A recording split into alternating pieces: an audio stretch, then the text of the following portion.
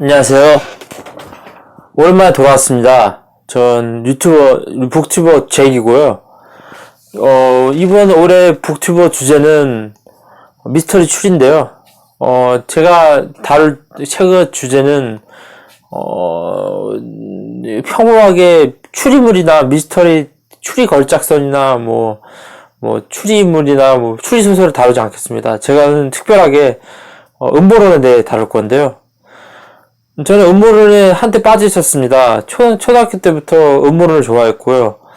예를 들어 UFO라든지 에일리언, 외계인, 그리고 암살 사건이나 세계 비밀 조직, 일루미나티나 프리메이슨, 그리고 마피아, 프리메이슨, 9.11 테러, JFK, 존 레논, 그리고 니콜라 테슬라나 조지 부시, 오사마 빈라덴 등 여러 가지 세계 각국의 인물들의 암살 사건이나 외계인 같은 음모를 좋아했습니다. 그것을 관심 있게 만들어준 책이 있는데요. 바로 데이비드 사우스웰의 미국에 빠진 세계사의 100대 음모론입니다. 이 책은 100대 음모론을 다루고 있는데요. 제가 가장 재밌게 읽었던 음모론 중에 하나는 리 하비 오스왈드라는 JFK의 암살범에 대한 내용입니다. 암살자의 입을 막기 위한 또 하나의 암살. JFK를 죽인 사람으로 지명된 리 하비 오스왈드는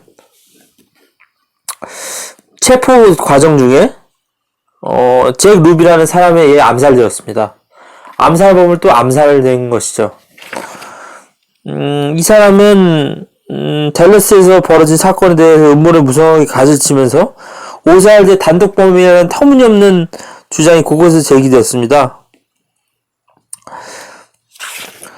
그래서 KGB의 딸인 마리나 결혼했고요. 그는 소련으로 이주했었고, 그는 해병대를 불명예 제대했으며 미국 국적을 포기하고 소련으로 이주했습니다. 오스왈드는. 그래서 미국에서 이 직업 저 직업을 전전하던 중 댈러스에서 에디 워커 소장의 암살 미수 혐의를 받게 됐습니다. 쿠바를 공장에 대하자라는 팜플릿을 돌리다가 화가 난 쿠바인들과 싸움이 붙었고, 오스왈드는 이런 정치적인 견해 때문에 경찰에 체포되기도 했는데요. 이런 이력을 가진 사람이 과연 교과서 보관회사의 면접을 보았다고 과연 이런 이력 때문에 케네디를 죽인 암살범으로 지목된 것이 과연 정당한 범인으로 지목된 것이 합당할까요? 정말 이상한 부분은 암살하기 직전에 눈에 띈 오스왈드 행적에 대해 서로 상반되는 신고가 들어왔다는 것이죠. 텍사스 자동차 세일즈맨 엘버트 가이 보가드는 다음과 같은 내용을 신고했습니다. 보가드에 의하면 오스왈드는 사건 직전 차를 사겠다는 시운전을 했는데 그가 그때 큰 돈을 벌어들게 될 것이라고 말했다고 합니다. 오스왈드는 운전면허를 갖고 있지 않았고요. 또 다른 사람은 오스왈드가 댈러스의 한 사격자에 자신의 사격 실력을 과시하면서 다른 손님의 과격을 정확하게 명시켰다는 신고를 해왔다는 것이죠. 오스왈드는 해병대 시 사격 실력이 신통치 않았다는 사실과 맞지 않는 사실이란 것이죠. 오스왈드는 암살 사건의 배후 세력이 오스왈드는 진짜의 명사수이고 암살 목적 의식이 뚜렷하다는 사실 의식을 사람들이 심어주기 위해 날조한 가짜일지도 모른다는 것이죠. 그러니까 이 말은 오스왈드가 범인이 아닐지도 모른다는 것입니다. 먼저 떠오르는 유명자는 마피아가라는 것이죠. 마피아가 암살 사건의 용의자로 오스왈드를 지목했다는 것이죠. 그러니까 암살 사건의 배우가 마피아라는 것을 감추기 위해서 잭 루비를 시켜서 오스왈드를 죽인 것이다 라는 또 이중 음모라는 것이죠. 과연 정치적 목적으로 오스왈드가 케네디 대통령을 살해했다면 왜 자신의 행동을 떳떳이 시인하면서 자신의 공로를 주장하지 않았을까요? 왜 대놓고 드러나지 않았다는 그것일까요? 그는 잭 루비에게 사회될 때까지 음모의 실행자라고 조기차게 주장했다는 것이죠. 이것은 정치적인 광신자의 태도라고 볼 수 없습니다. 잭 루비가 그를 죽인 것은 너무나 잘 짜인 각본, 진실의 은폐에 들어간 행동으로 의심을 사기에 충분했다는 것이죠. 잭 루비가 그를 죽인 것은 너무나도 잘 짜인 각본이란 것이죠. 하자 의문스러운 사실은 CIA가 미군을 상대로 마인드 컨트롤 LSD 실험을 했다는 것이죠. 오스왈드는 이 당시에 일본 주둔 해병대에 근무하고 있었다는 것이죠. 아무튼 회의론자의 견해를 따르면 오스왈드가 회의 견해에 따르면 배우 어찌됐든 오스왈드가 케네디 대통령을 쏜 것이 사실이기 때문에 분노에 찬 미국인 잭 루비가 복수심에 불타서 오스왈드 처치했다는 추측은 나름대로 일리가 있다는 사실이죠. 그렇다고 해서 오스왈드와 관련된 모든 모두 다 믿어버린다면 결국에는 오스왈드가 타이타닉호를 침몰시켰다. 그리고 오스왈드가 암흑의 집 앞에 던져진 조간신문을 훔쳐보았다. 오스왈드가 알고 보니 복제인간이라는 모두 허망한 사실을 모두 믿어야 한다는 것이라는 것이죠. 그러니까 이런 허무한 사실을 믿는다고 전제시키면 다른 부차적인 말도 안 되는 사실까지 믿어야 한다는 것이라는 것이죠. 그러니까 음모론의 문제는 이 말도 안 되는 A라는 사실이랑 B라는 사실을 믿어버리면 나머지 B, C, D, E, F까지 다 믿어버린다는 그런 상관관계, 인과관계까지 다 믿어버린다는 사실이라는 것이죠. 그러니까 음모론은 이런 회의론자의 견해를 이렇게 견해로 결론을 짓는데요. 그러니까 A, B, C, D, E, F, G라는 정상적인 정론이 있다면 음모론은 A, F, Z, B, E, C, I, E, D, F, C,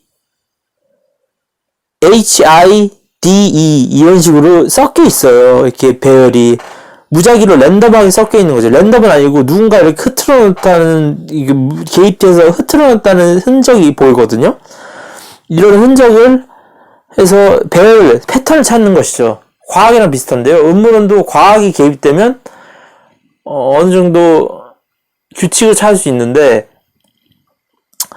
그것이 하는 일이 역사학자들이나 그 추리소설가들이 하는 일인데 문헌학자들 그런 것들을 우리가 하는 것이죠. 그러니까 우리도 추리소설 읽듯이 그 음모론에서도 답을 찾을 수 있는데 우리가 배열을 찾듯이 우리만의 A, B, C, D, E, F, G를 찾는 것이죠.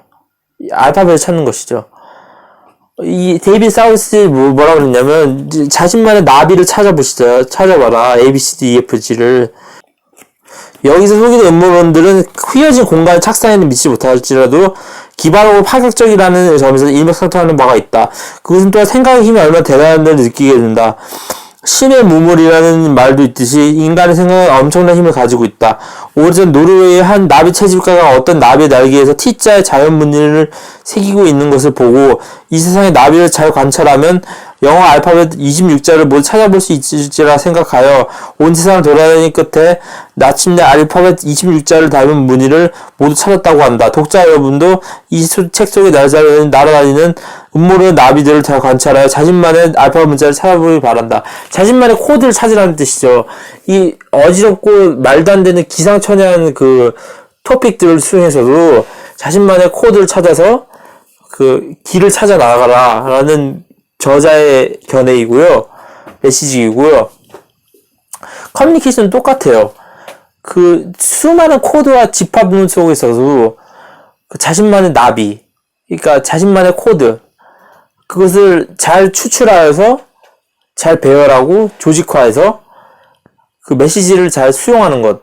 프로파간다적인 영화에서도 메시지를 이렇게 쏴서 관객한테 보내잖아요. 그런 것처럼 우리도 그 꼭 영화에서 메시지를 찾을 필요는 없지만 잘 만든 영화가 꼭 그렇다는 건 아니지만 그런 식으로 우리가 수용하는 것, 그것이 우리가 해야 할 일이라고 생각합니다. 음모론도 똑같아요. 미스터리도 똑같고요. 외계인이 있을까? 뭐, 그러면 그렇게 궁금하면 잘 찾아보면 되는 거고, 뭐, 취재해보면 되는 거고, 꼭 폭로할 필요도 없고, 폭로하면 위험할 수 있다는 생각은 편집적인 생각이니까, 뭐, 단체를 찾아가면 되고, 뭐, 방법을 몰라도 돼요. 일단, 인터넷에 검색해보면 되니까, 아무튼 이런 식으로 찾아보면 될 것 같고, 음모론은 참 놀라운 것 같아요. 참 재밌고, 미스터리라는 것도 참 재밌고, 이런 식으로 얘기하다 보면 커뮤니케이션이 될 것 같고, 저는 꾸준히 이런 영상을 올 테니까, 여러분도 미스터리라는 주제를 계속 포기하지 않고 계속 탐닉하셨으면 좋겠고요. 오늘 영상은 여기까지 하겠습니다. 감사합니다.